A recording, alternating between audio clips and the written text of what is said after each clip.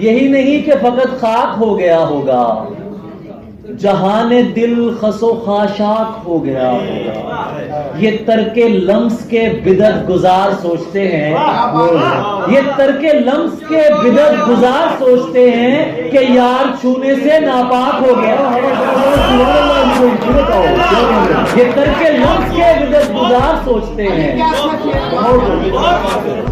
کہ یار چھونے سے ناپاک ہو گیا ہوگا، مگر جو داغ تیری روح پر لگے ہیں وہ بدن تو بعد وضو پاک ہو گیا ہوگا۔